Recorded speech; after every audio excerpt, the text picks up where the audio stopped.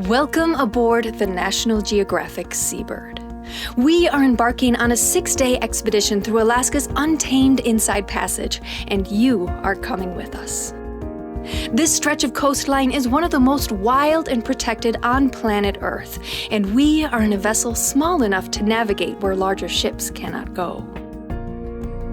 Come, experience it all with us. Witness nature at its most raw, learn about the vibrant history and culture of this region, and see what it's like to live aboard a National Geographic and Lindblad vessel. To Alaska's great Inside Passage we go. Welcome aboard.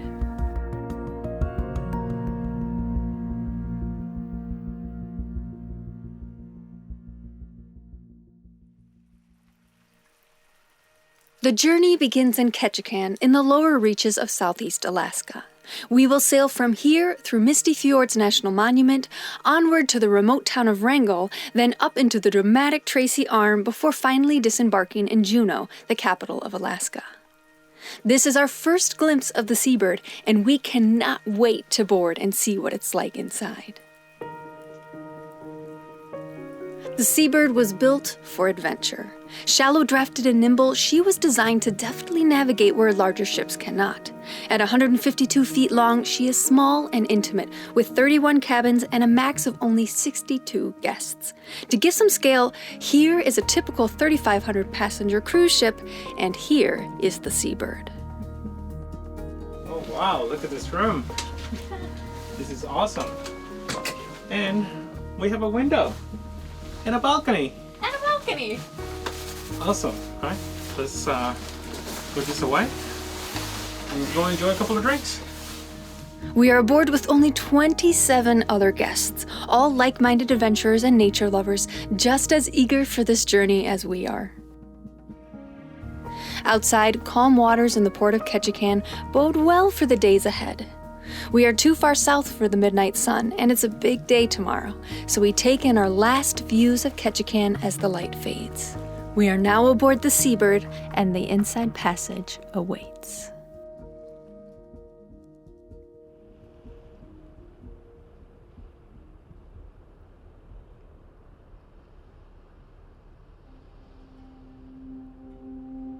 We awake within the narrow channels of a place of such raw beauty, it was designated a national monument. But before we venture farther, let's take a step back and see the larger context of where we are. The coastline of southeast Alaska is one of our planet's wild places. Curving like a brushstroke across the edge of the continent, this is a place of lush rainforest. The boundary ranges rise like a spine, cutting this region off from road systems and blocking moist Pacific winds from traveling inland.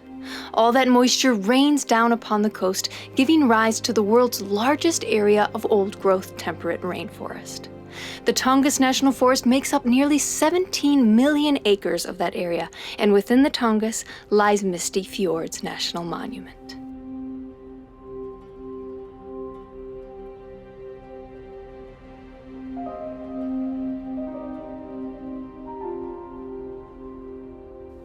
Covering 2 million acres of the Tongass, Misty Fjords is a designated wilderness area, meaning it receives the highest level of protection awarded to public lands. So protected are the Misty Fjords that we are permitted to sail through these canals, but we cannot set foot on land. We are allowed, however, to venture out on kayak and zodiac to edge even closer to these dramatic cliffs.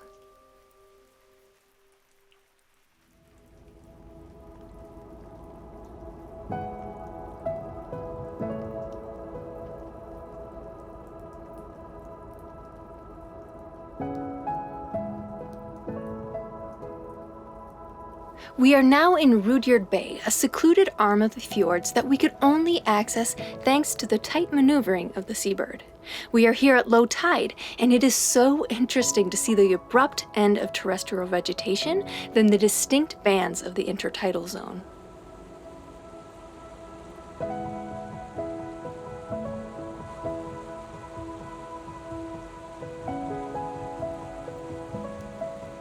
In an uncanny resemblance to Yosemite, we see a geological process here called exfoliation, when a body of rock weathers in sheet-like slabs like the layers of an onion.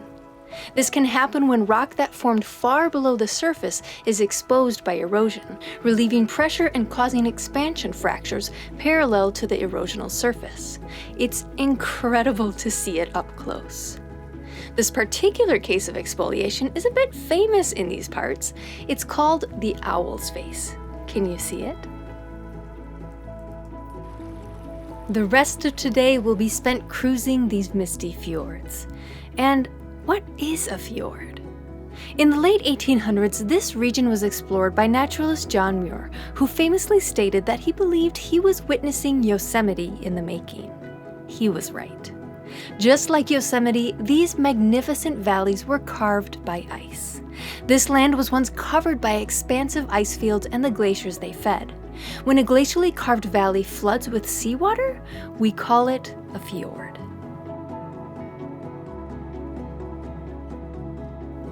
The walls of these fjords are arresting in both height and grade. They rise almost vertically from sea level to heights of 2,000 to 3,000 feet. Below us, they extend up to 1,000 feet more. No matter which way we turn, we are met with jaw-dropping beauty. Today has instilled within all of us a healthy sense of awe for this land, and now with the bar set very high, we wonder how the days to come could top this. If only we knew.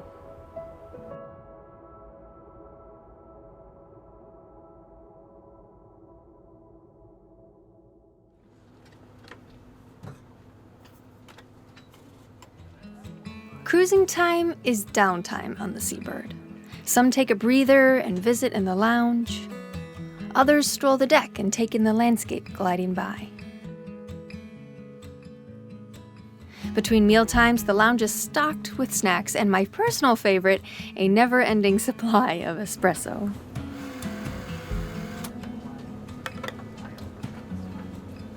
So one of the cool things about this ship is that it has an open bridge policy.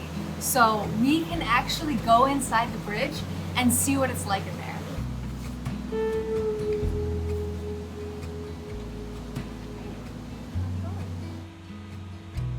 So is this basically like from above? Is that what it's seeing?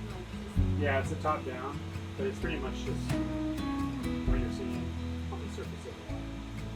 It's pretty amazing that we are allowed inside the bridge. It instills a healthy respect for the expertise at play behind the scenes, allowing us all to visit such wild spaces. We are currently cruising up the narrowest reaches of Bem Canal, the main artery of Misty Fjords. Of course, this part of the canal is more like a thin vein, and we are sneaking our way through. It is narrow and protected waterways like this that give rise to the name Inside Passage.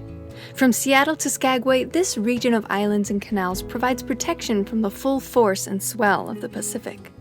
It is the perfect place for a little ship like the Seabird to explore. The light begins to fade as we leave the misty fjords behind. While we sleep, the crew will navigate the Seabird onwards to our next destination, the remote town of Wrangell, where a whole new set of adventures await.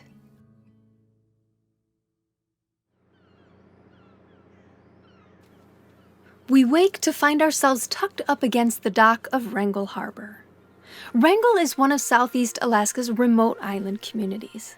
Located on the northernmost tip of Wrangell Island, the only way to reach this town of 2,200 is by boat or plane. Wrangell's economy relies heavily on commercial fishing, with a busy harbor and 3 seafood processors operating in town. As with every community, government services also play their role in the local economy. And of course, tourism has its place as well, with visitors like us pulling into port, here to experience and learn about the region's natural beauty and history. And that is just what we'll do. Today, we divide and conquer. 2 shore excursions leave from the Seabird today, and we don't want to miss either one. So Jose is with a group traveling by jet boat 30 miles up the Stikine River into pristine wilderness. The Stikine is an important river in this part of the world. 380 miles long, it begins far within the Canadian interior, then slices a decisive path through the Boundary Ranges before emptying into Alaskan waters just north of Wrangell. This has made the Stikine an important trade and transportation route throughout history, and the settlement of Wrangell a key outpost at its mouth. All 5 species of Pacific salmon run this river, and with nearly 90% of the river in Canadian territory, agreements like the Pacific Salmon Treaty provide the framework for Canadian and American agencies to coordinate on fisheries management. By volume, the Stikine is the largest river in southeast Alaska and the 5th largest in British Columbia. Despite its size, only a few small sediments rest along its banks. Other than that, it courses through deep wilderness.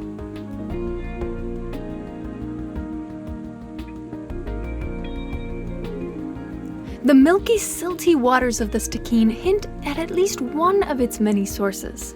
As the jet boat veers off into a connecting tributary, another sign makes that source abundantly clear.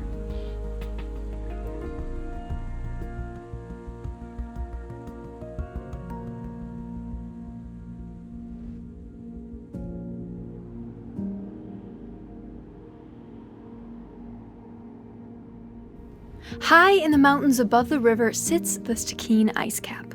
Stretching from the Taku River in the north to the Stikine River in the south, the ice cap blankets the uppermost reaches of the boundary ranges, feeding many glaciers that snake from its heights like Medusa's hair.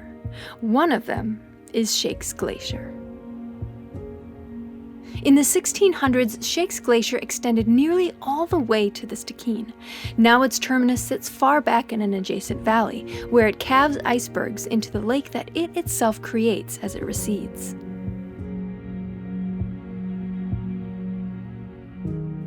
The waters of Shakes Lake flow into the Stikine, loaded with the fine glacial silt that so clearly marks a glacially fed waterway. This won't be the last time we encounter such glacial waters, nor a river of ice fed by the Stikine ice cap.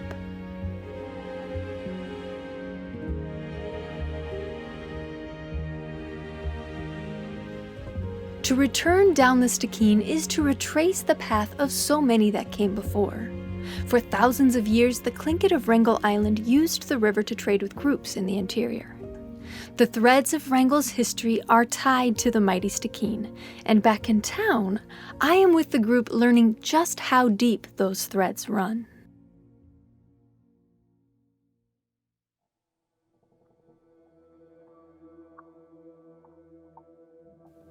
It's an unassuming beach on Wrangell Island, Alaska, and yet here lie archaeological treasures scattered and hidden among the rocks.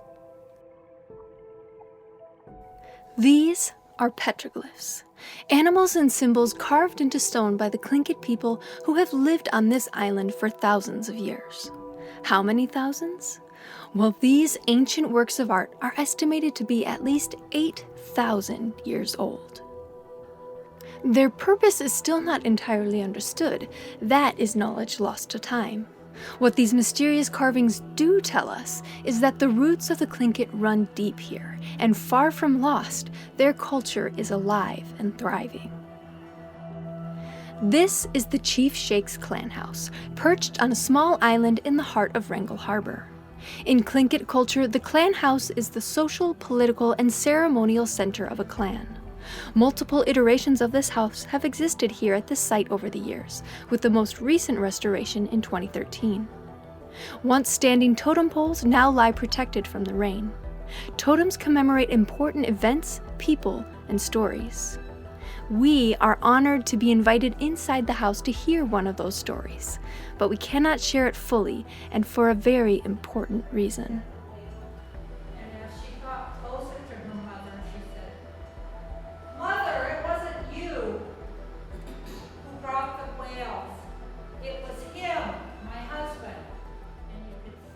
Miss Luella is telling us the story of the sea creature, which is also told by one of the 4 intricately carved poles inside the house.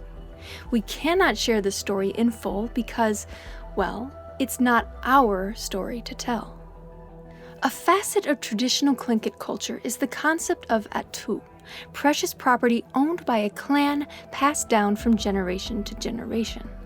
Atu can be physical, tangible objects, but they can also be songs, stories, and names like the name Chief Shakes, which was passed on to no fewer than 7 leaders of this clan. The story of the sea creature is clan property, just as much as this house is, and so it is a gift for us to receive, but also to respect that it is not ours to retell.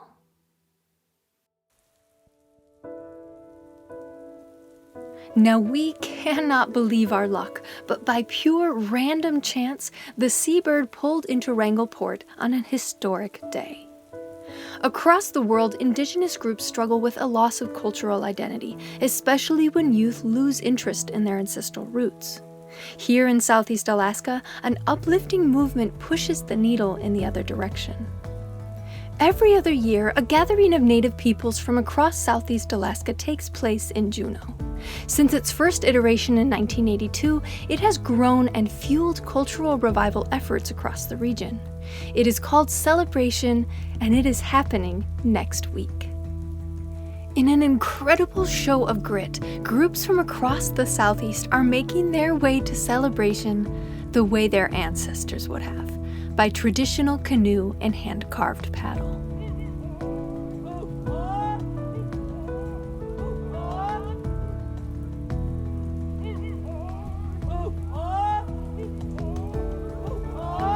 We just happened to be in town on the day that two groups arrive in Wrangell, one of them all the way from the village of Kassan, 100 miles away.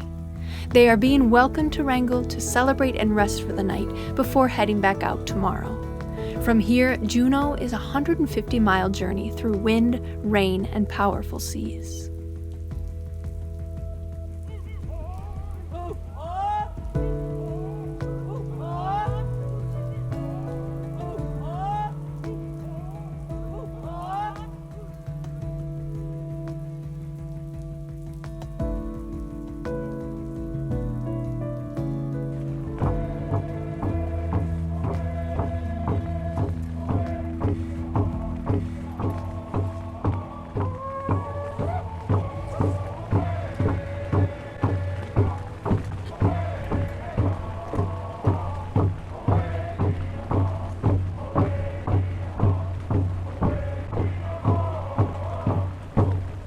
The canoes are pulled up out of the water for safekeeping. When they head back out tomorrow, they won't be alone. A canoe from Wrangell will set out with them, adding to a growing fleet of colorful vessels powered by determination to keep a culture alive and thriving. We feel so lucky and honored to witness this moment when the community here in Wrangell welcomes in their friends from afar in preparation for continuing the journey onwards together.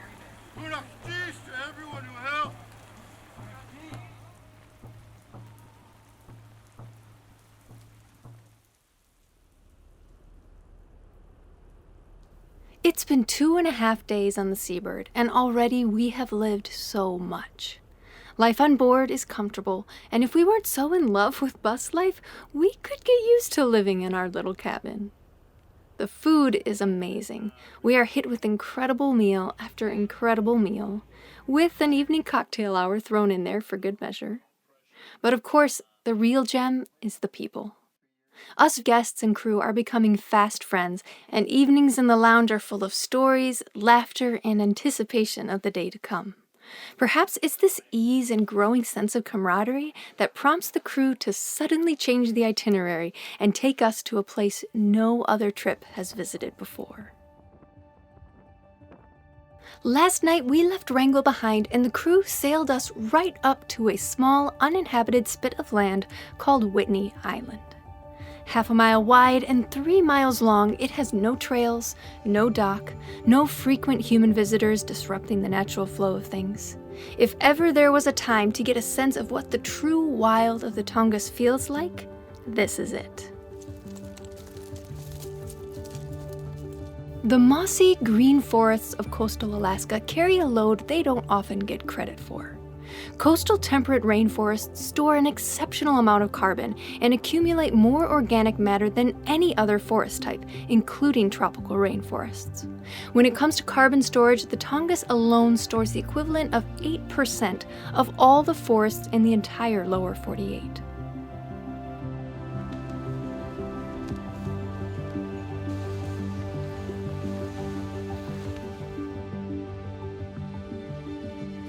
At half a mile long, the hike across Whitney Island doesn't take long. We emerge on the other side, and here, the intertidal zone provides its own set of wonders and discoveries.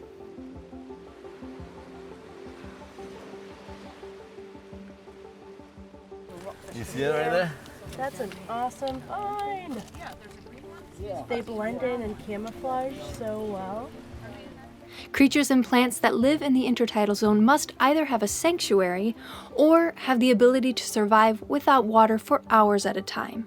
It is endlessly fascinating to explore tidal pools. So this is a sea urchin. This is just the skeleton you can see here. What you can see here is actually their mouth. It's called Aristotle's lantern. That's actually how they feed. It's really, really neat to see what it looks like on the inside. Back on the Zodiac, we explore those areas of the intertidal zone unreachable by rubber boot. And man, there's a million of them around here. Look at all of them. He was half out of the water, and these guys get their rigidity, their structure, by filling up with water. So he was sitting like this, so those top legs drained of their water, and the water all filled up the lower legs. So as the tide goes down, he just keeps getting more and more withered. Tide comes back up and he swells back up again. That's amazing. Cool. At the end of each of these legs, there's a little bitty eye spot, which can sense light and dark. So they can see shadows. I don't know how much that benefits them. Maybe it helps them find prey on the ocean floor, I don't know. Just about every direction we look, seabirds flurry about. Seabirds depend on the ocean for food and protected coastline for nesting and raising young. Whether migratory visitors or year-round residents, the sheer amount of shoreline protected by the Tongass National Forest is a boon for Alaskan seabirds. Our bird sightings ramp up as we round Whitney Island and make our way back to the ship. It's almost as if Mother Nature is gearing up to put on a show.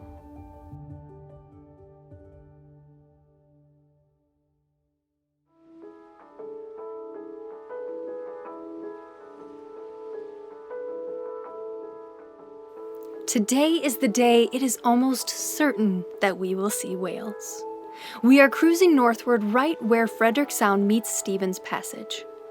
Every summer, this area serves as a rich feeding ground for seabirds and marine mammals, whales among them. All around us, the Inside Passage turns up its mystic charm. It would almost be a shame to come here and not see it in this form. Soft, diffused light, the wild coastline and its blanket of trees shrouded in mist. We are taking in and soaking up this landscape when quite suddenly, we find ourselves surrounded on all sides by humpback whales.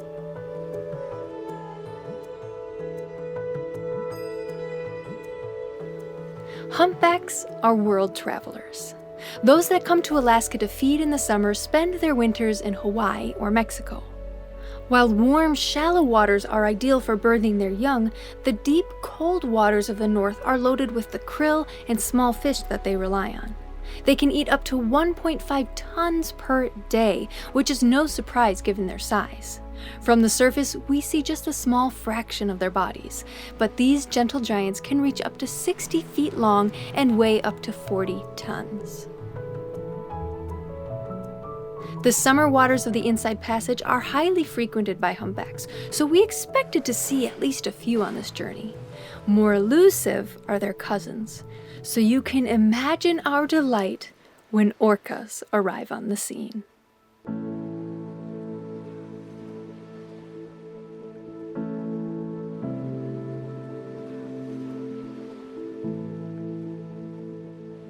Brilliant, graceful, and deadly, orcas are the master hunters of the sea. Highly intelligent and social, they live in matriarchal societies where language, behavior, and hunting practices are passed down by the matriarch to her children and grandchildren. Orcas do have language. Each pod exhibits its own unique collection of calls, just like its own dialect. Pods that share similar calls can be further grouped into clans, larger communities defined by shared acoustic traditions. 3 types of orcas live in the North Pacific. Residents feed primarily on fish and stay close to home, frequenting the same geographic area. Transients roam widely along the coast and hunt mostly marine mammals. And offshores are rarely seen, living more in the open ocean, feeding on schooling fish and perhaps even sharks. One way to tell male and females apart is the size and shape of the dorsal fin. Females tend to be smaller with a slight curve, while males are larger and straighter. This is a male. You can see the patch of gray behind his dorsal fin, often called a saddle patch. Not everyone who visits Alaska gets to see orcas, so every one of us on board feels immense gratitude that our path crossed with these two beautiful creatures.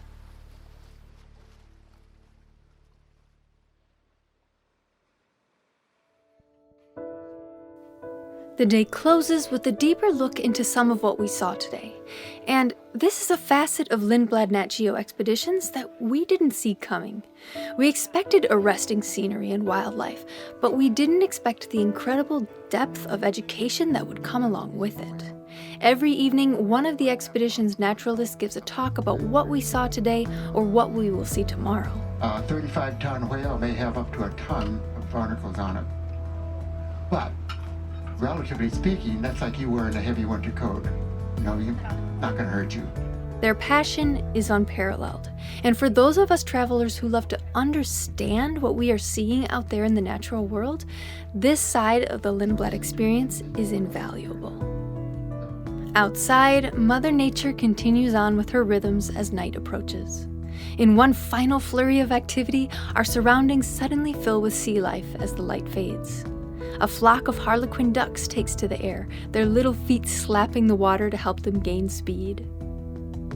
And a solitary Pacific loon surfaces near the bow. These impressive divers swim underwater to forage, aided by their heavy bodies. It comes at a price, though. Taking off can take some time. Then, as if to quietly close the book and bid us goodnight, a single humpback appears and sends us off with one final show.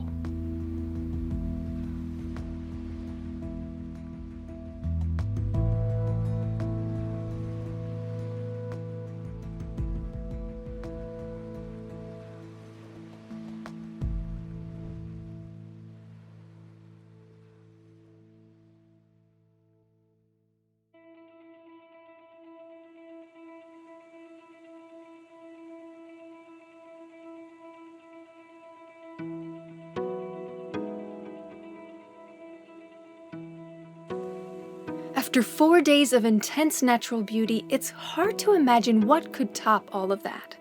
But this place is about to rise to the challenge. We are entering Tracy Arm, a 32-mile fjord reaching deep into the Boundary Ranges. Less than a mile in width, the walls of Tracy Fjord close in on either side, and they are breathtaking. This is a world of hard, durable rock. The arm cuts across massive igneous plutons that formed when magma chambers cooled slowly within the Earth millions of years ago.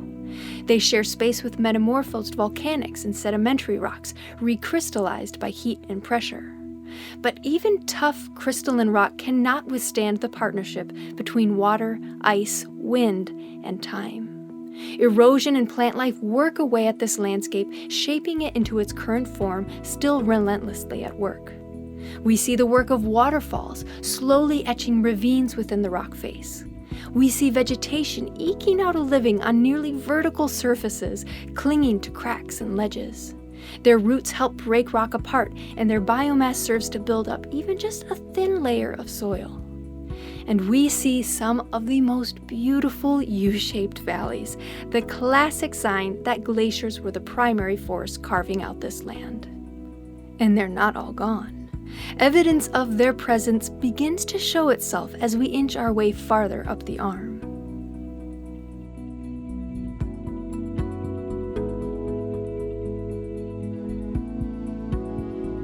And there it is. Or more accurately, there is one of them. Tracy Arm was carved by one glacier that has now become two. Just like creeks and streams that flow into rivers, it is very common for two or more tributary glaciers to combine forces and form one giant trunk or dendritic glacier. Sawyer Glacier is responsible for carving out much of Tracy Arm. But it receded past the point where its two main tributary glaciers came together, and so one glacier became two. They are now called the twin Sawyer glaciers, North Sawyer and South Sawyer. Today we are on a mission to visit both of them.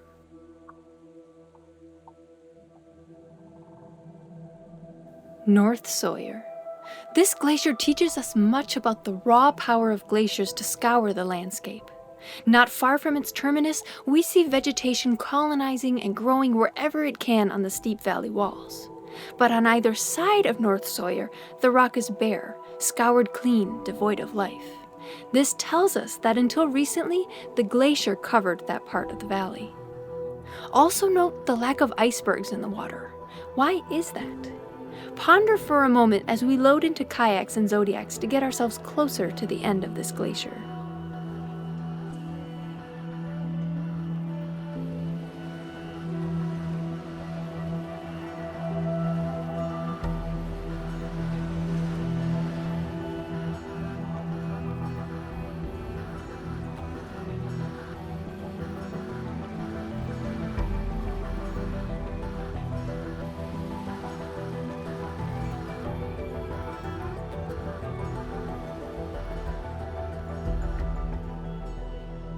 We pull up on a beach of fine glacial silt and gravel and walk right up to icefall from the glacier's terminus.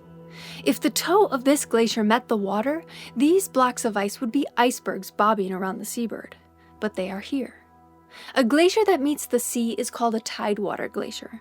Not 2 years ago, North Sawyer was a tidewater glacier. It seems those days are gone. We stayed just long enough to touch the icefall and take in the imposing forest before us. One could spend a lifetime studying and being with glaciers, but I can't imagine it ever gets old.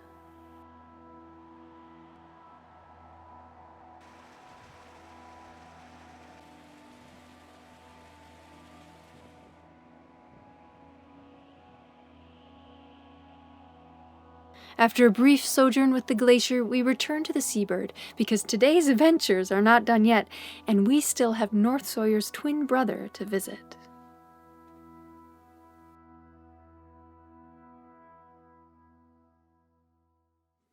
While North Sawyer is no longer a tidewater glacier, its brother, South Sawyer, is.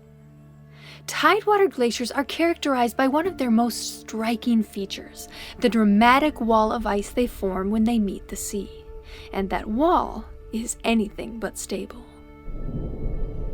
Colossal blocks of ice calve from the glacier's toe, becoming icebergs that are both beautiful and dangerous. The phrase tip of the iceberg becomes very real here. Only 10% of an iceberg sits above the water. The rest is below, and at any time an iceberg can flip, bringing much more ice than we can see suddenly to the surface.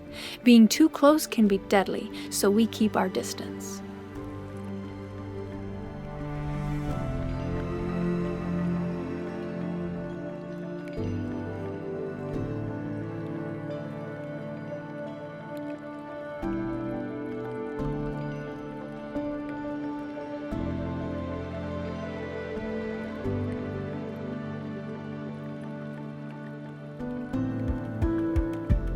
The ice can also be a refuge.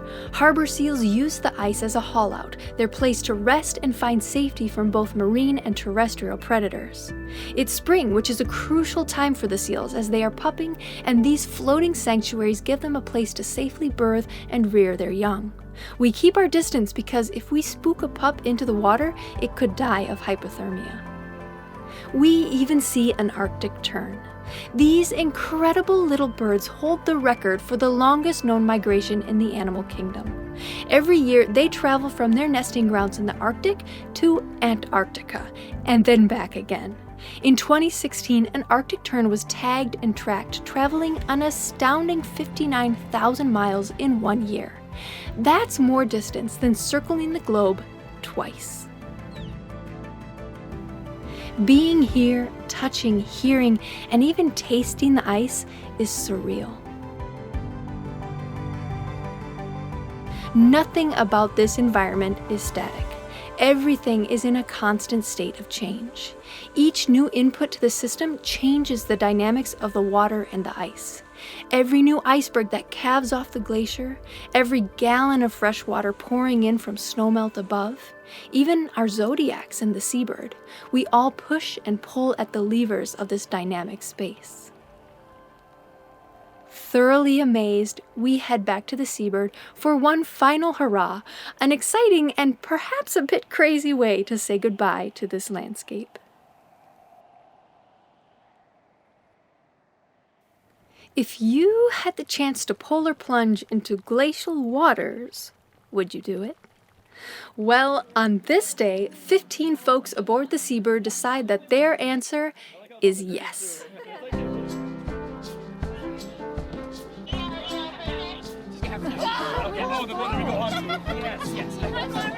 Way to go, guys! They said don't do it.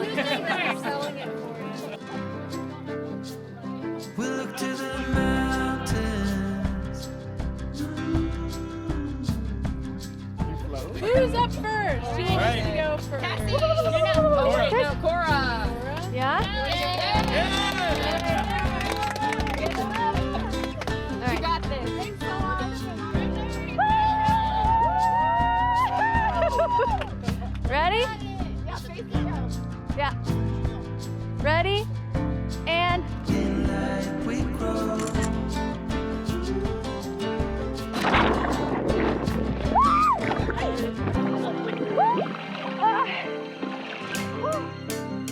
Yeah, we can walk on water while the boats are leaking. Soon the walls will be giving in. Anytime now, anytime now. Another shrug of the shoulders. I guess I'll be walking home in the rain. I lost you, but then you were mine again. Just like the wind and the fire, wind and the fire.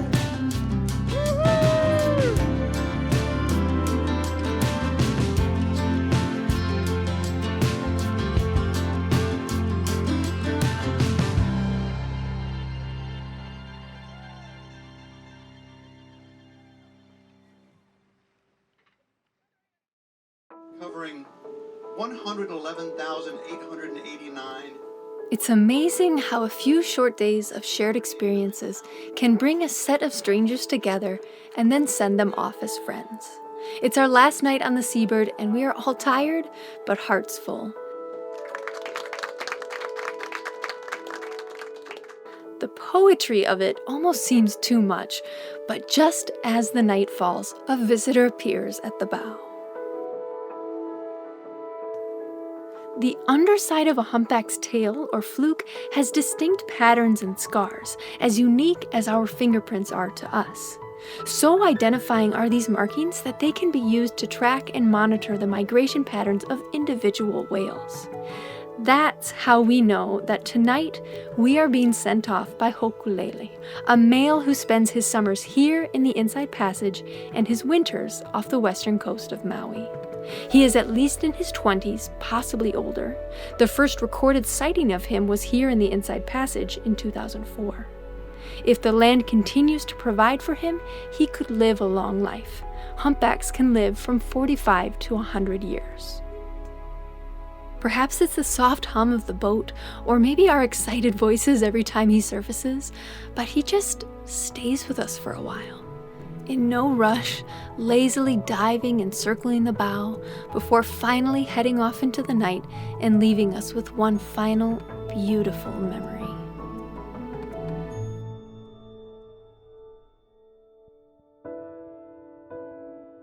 The next morning, we wake in Juneau, the capital city of Alaska.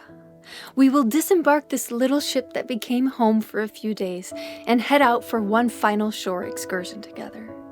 This will be the first time we set foot in the city, one that we have been yearning to explore for some time now. We invite you to disembark the Seabird and join us in exploring beautiful Juneau next time on Art we there yet?